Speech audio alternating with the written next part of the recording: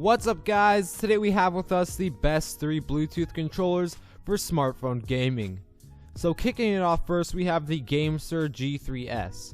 So this is probably the best controller on the list and surprisingly not even the most expensive. This thing feels awesome in the hand thanks to its perfectly curved body and buttons. As well, the build quality is super solid too.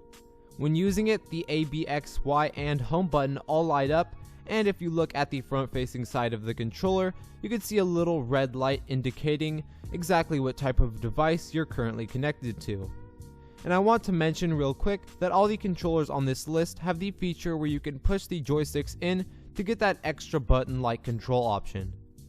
All the buttons on the G3S are super smooth, and I really like how there's just a little bit of resistance on the joysticks and the L2 and R2 triggers. To charge this thing, just plug it in via micro USB port. As far as battery life goes, I've had no problems with it at all. It will easily make it through any of your gaming sessions. This controller has all the buttons you're ever going to need for any games, as well as a few extras.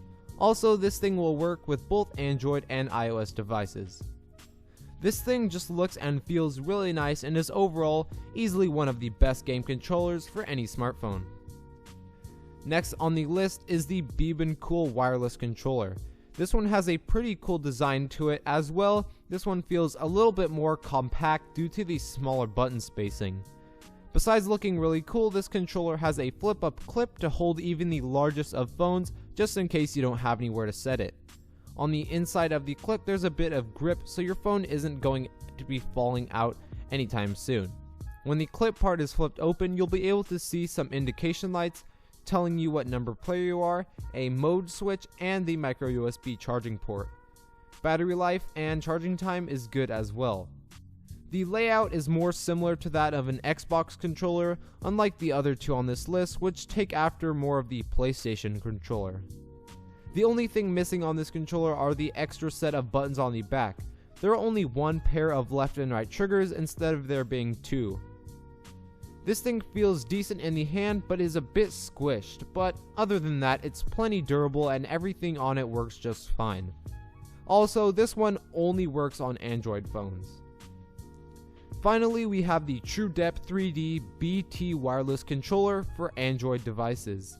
This one is definitely the most costly on the list and should really be only $25 instead of the listed $60. The controller design is generic but gets the job done well.